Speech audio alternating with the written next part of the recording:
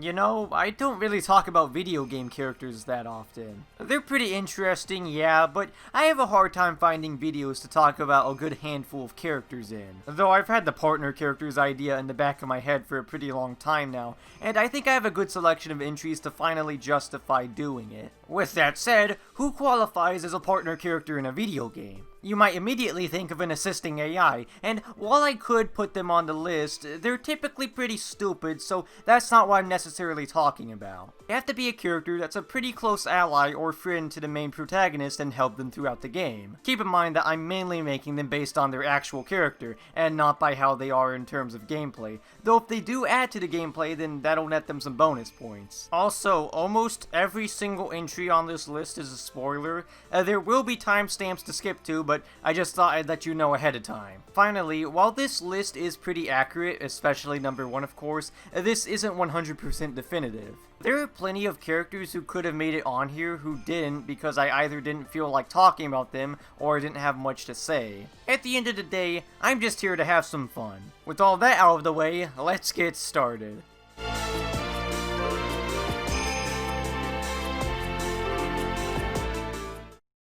Lisa. Look, if there's a countdown idea I have, then Lisa will always find a way to get on it. There's a rule of nature that if there's a Luggo countdown, then there has to be a Lisa entry on it. Especially considering that this game has around 30 party members, how could you possibly expect it to skip out on this list? Okay, to be fair, they don't really add much to the story, and like I said, this list is mainly focusing on them as characters, not gameplay. Thankfully, there's still one person I can choose from.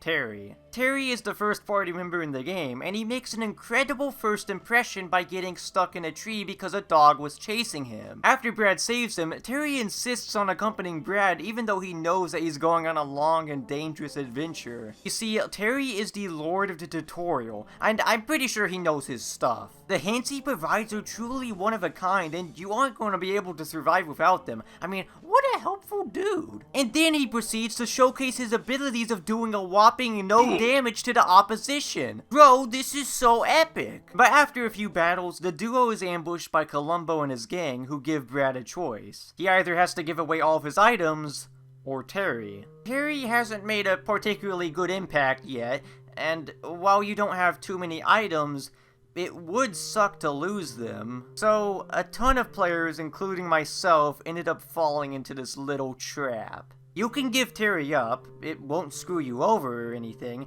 but you'll probably regret that decision later. Cause late into the game, you'll get ambushed again, and now Terry will be part of Columbo's gang wanting to get revenge on you. He isn't tough, but man, if you have a soul, then you'll probably feel pretty bad about this. Okay, I'll never make that mistake again. I literally vowed to never give him up on subsequent playthroughs. I just felt so awful. And despite Brad dragging Terry into this huge mess, he really doesn't mind. He just seems happy to hang out with Brad despite the situations they find themselves in. On top of that, Terry will actually start to pick up after a bit. He still has his weaknesses, but he quickly develops into a pretty solid party member with some pretty devastating attacks. So yeah, I definitely feel a heck of a lot better having him with me, even if I don't use him in my party.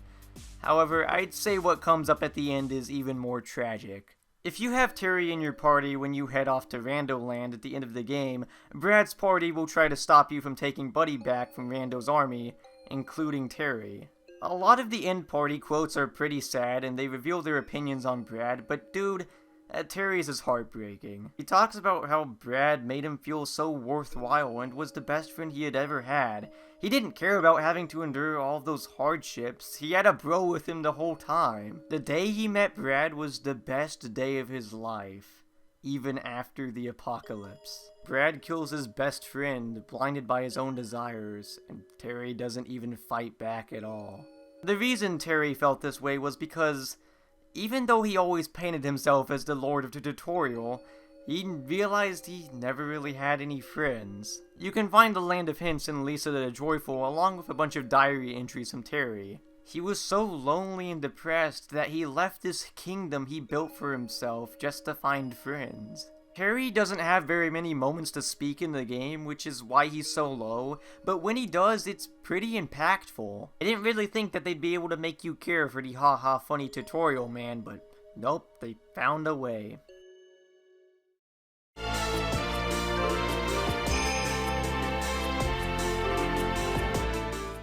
Okay, so I'm depressed now. I think I want to cheer up with some Mario. The best place to look for Mario partners are probably the Paper Mario games. In the first two games, Mario would get a variety of party members to battle alongside, and not only that, but they'd usually have some story moments too. So I guess I could pick someone from that pool, but I don't know, they wouldn't really fit my criteria. Yeah, that's right. I'm dedicating a whole freaking entry to my boy, Bobby. Simping is a curse upon mankind, however, I'm willing to make an exception with this dude. From that one simple quote right before you're heading to Autumn Mountain, we all fell in love with this otherwise generic Babam. He decides to accompany Mario and Olivia to find a blue streamer, hoping to regain his lost memory along the way. This marks the first time in forever that Mario has had a partner following him around like this, and honestly, it just felt incredible. Now sure, he is complete garbage in battle since he simply doesn't work well with the game's battle system. But come on dude, it's Babam, friend. His dialogue is just fun. He's an extremely chill and laid back character, yet despite that, he gets caught in all sorts of pickles. You make constant detours to save him, he doesn't follow you into certain areas, and he's completely unreliable, but I don't care. Besides, I have plenty of friends who are like that already. It just felt so refreshing to have another character with you, and a very likable one at that. It helps that he's a part of one of my favorite chapters in the entire series. With all that said though, I did know that at one point all the fun times were going to be over and Mario and Bobby would have to part ways. It was just handled in a completely different way than I expected. After completing the blue streamer, Olivia gets trapped under a huge boulder. Bobby gets an idea to rescue her and escorts Mario to Peach's cruise liner to get something important to him. At one point earlier, Bobby had regained his memory, and now he knows of a way to help Olivia out. At this point, you might have realized that there's something about Bobby that makes him stick out among other Babams. Aside from being cool, of course. Bobby's fuse is missing. And, I kinda saw this coming as soon as Olivia got crushed, but he knows how to save her. That thing you went to go get? It was a spare fuse, and Bobby decides that in order to save Olivia, he's going to have to blow up that rock, and in turn, himself. That was honestly really heart-wrenching. This whole moment of Bobby sacrificing himself was handled so well. The best part is that they actually committed to it. Olivia reacts to his death the way you'd expect someone to, and they don't pull any stupid, "Oh, he's actually still alive, don't you know, stupid?" No, he's actually gone. Even Mario shows that he's sad. This is more emotion than he's had for any of his other dead partners. I just like to talk about one more thing. Bobby is, well, obviously just a generic Babam, right? The modern Paper Mario characters are all just so generic and stuff, no personality whatsoever. That's how it is, right? Right? Look, I still believe that argument holds some water, but I wouldn't use it to dismiss every single thing just because a lot of the characters use generic designs. They make a point about how Babams exist solely to make an impact, and you know what? I'd say that despite being just another generic Babam, he made an impact on me and a lot of other people. It's not about his design, it's about his actions and character. He's our cool, clumsy, lovable little partner. And I think I've made it pretty clear that he's done something a lot of other Babams wish they could do.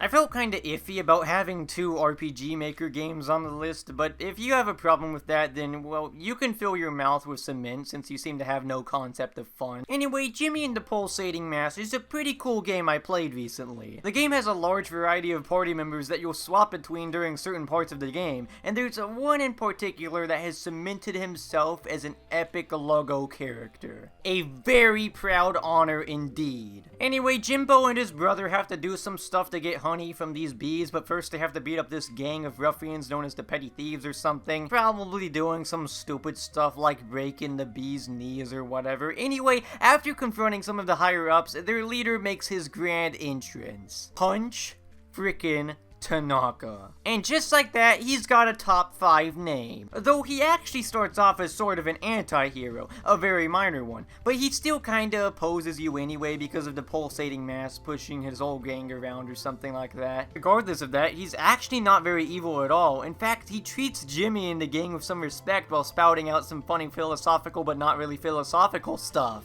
After losing to Jimmy twice, he kinda begins to reconsider his place in life. Even after the virgin Jonathan Bear convinces him to practically attempt suicide, he ends up surviving at the cost of his memories. Every encounter with him after the second fight, I kept hoping that he'd join my party, and eventually he makes the decision to help Jimbo out. It is at that moment that I questioned my sexuality.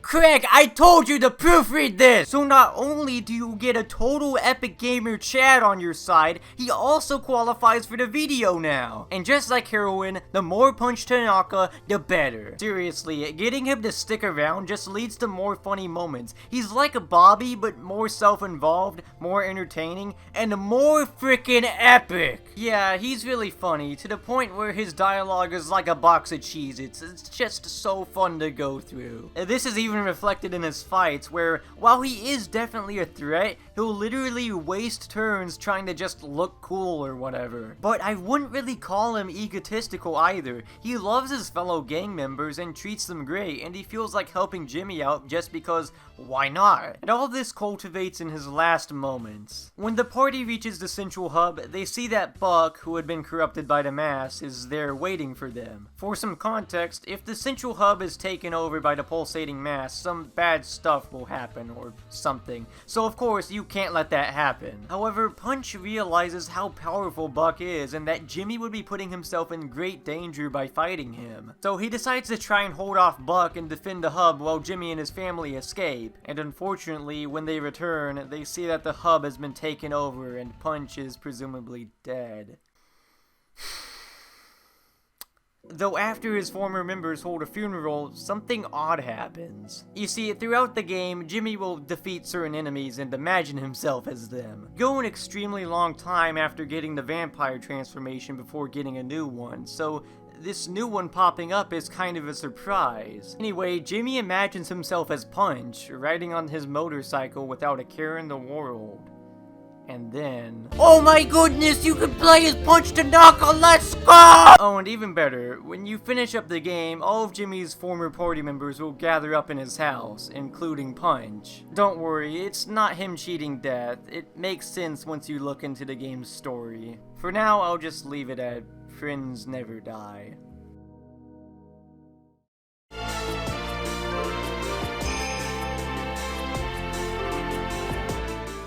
Even though I'm not a huge Zelda fan, The Legend of Zelda Spirit Tracks is a game I've always loved for various reasons. Most importantly, Zelda's involvement. The series may be named after her, but in games like Majora's Mask, she's almost completely absent. Wow, Nintendo, you sure chose a good title for this franchise. But Spirit Tracks has undoubtedly my favorite Zelda of them all. She may start out in a similar role as always, but that quickly changes up. She goes with Link to the Tower of Spirits when they're both ambushed by Byrne and Chancellor Cole. Honestly, Link should have seen this coming from a mile away, because he was really suspicious and Chancellors are always evil, but oh well, I guess he has some limitations when you can't speak. Anyway, Zelda's body ends up being stolen to be used as a vessel for the Dark Lord Malladus. And by stolen, I don't mean they kidnapped her. She literally has her spirit removed. So she has to accompany Link on his quest in order to get her body back and stop the Chancellor. Wait a second, does that mean that she's technically dead?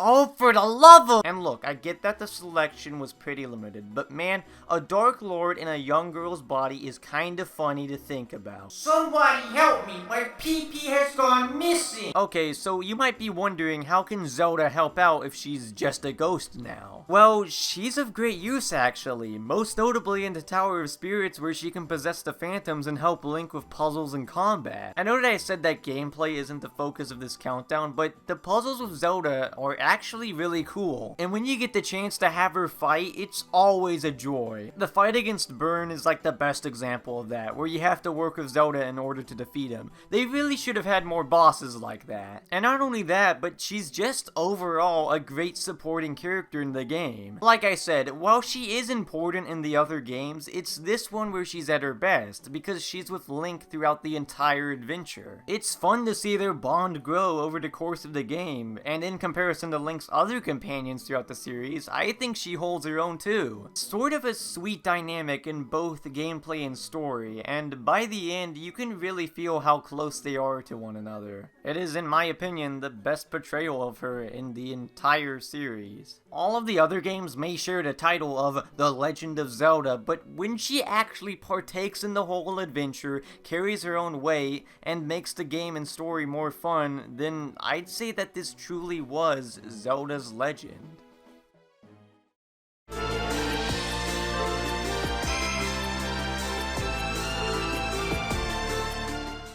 So whenever I said I had thought about this list before, I always thought that Zelda would be at number 1, and honestly, I could still see her being number 1. However, I played a game earlier this year with a character that topped her. So, with that said, I played the Danganronpa games this year, and they were all pretty cool stories with a lot of equally great characters. Now, even though the games have plenty of good characters, they tend to sort of play favorites with some of them and make them more important than others. With V3, that's a very apparent double-edged sword that I'll get into another time, but I think they really hit it out of the park with my number 1 choice. Kaito Momoda, the Luminary of the Stars. Now, Kaito doesn't really start off too important at first, though he does make a good first impression. In Chapter 1, when Monokuma threatens everyone with a certain death if nobody is killed within a few days to kick off the killing game, Kaito doesn't back down. When the time limit is reaching its end, he gets a bunch of the killing game participants to plan a strategy meeting to revolt against it. But it's really in Chapter 2 where he starts to become important. Shuichi becomes the main protagonist from that point forward after Kaede was the killer of the first trial. She was really the only person keeping him motivated, and with her gone, Shuichi finds himself struggling mentally. And with that, Kaito steps in to try and inspire him. He gets Shuichi to start training together with him for no other reason than to encourage him to keep pushing forward. And when another murder happens, he helps Shuichi investigate and put his detective skills to work to save everyone. Now, he's not really helpful in the sense that he solves the mysteries, in fact he's pretty stupid.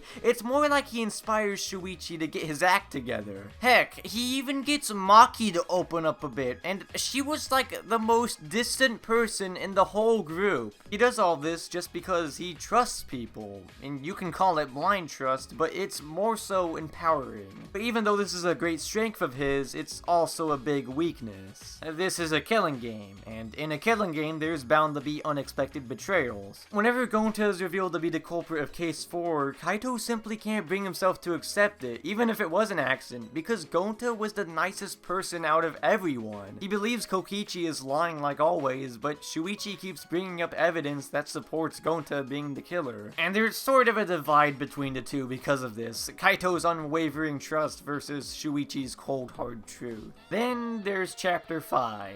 When Shuichi and everyone else try to escape to the outside world, it's revealed to be a huge inhabitable wasteland destroyed due to disease and several natural disasters. Kokichi, who reveals himself as the mastermind, tells them all this and proceeds to kidnap Kaito and take him back to the Exisal hangar. Later, when everyone goes to ambush the hangar to rescue Kaito, they find that someone has been crushed with the hydraulic press. While the identity of the victim isn't 100% certain, it's heavily implied to be Kaito. What follows is one of the most wild trials in the whole series. Not only do you have no idea who the victim even is, but dude, you have no idea what's going on. Kokichi comes in piloting an Exisal while showing more evidence that Kaito is dead, claiming he killed him, but Maki also seems really suspicious too because she actually infiltrated the hangar by herself the day before in an attempt to kill Kokichi. And while she did shoot a poison arrow at Kokichi, she also accidentally poisoned Kaito. Kaito must be dead, and he either died from being crushed by the press by Kokichi,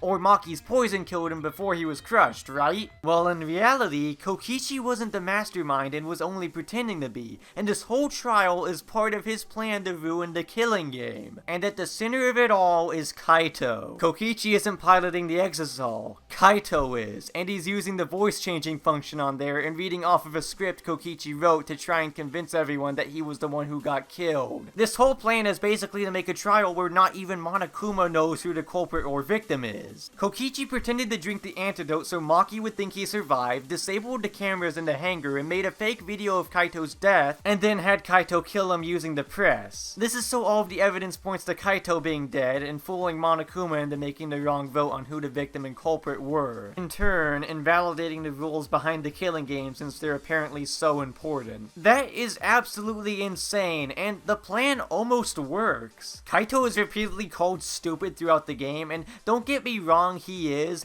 but man, even if it's just part of Kokichi's script, he still makes some clever moves throughout the trial. Whenever everyone starts suspecting that he's alive, he reveals himself to try and convince Shuichi and Maki to point out the evidence that he's not dead. Instead, this actually pushes Shuichi and Maki into quelling any sort of suspicion that he's inside the Exisal. I would like to think that was intended. Even with all this trickery, Shuichi manages to find the truth eventually, but he realizes what Kaito's trying to do, so he makes a lie at the last minute to throw off the trial like how Kaito was doing the whole time. However, Kaito sees that as a huge risk on Shuichi's part and reveals himself in the flesh. Unfortunately, rules are rules, and because Kaito killed Kokichi and Monokuma knows who the culprit is now, he has to be executed. Yet, he dies of his illness before the execution is even complete. What a way to go out. Man, that was a wild ride. Kaito was able to serve his role as an inspiration for everyone, even in their darkest moments. He was so entertaining, fun, inspirational, kind-hearted, and even trained up a great sidekick. And that's what makes him probably my favorite character in the whole series. The end of Chapter 5, where everyone trains just like Kaito used to, is simply something special. I plan on going more in depth with that trial and why I love it in the future, but I'll have you know that I absolutely adore it, and I think it served as an excellent blast-off for the Luminary of the Stars. I'm Luggo the Luggician, and Kaito really was the best partner anybody could ask for. I'm not just gonna be in Danganronpa. I'm gonna kill everybody and win!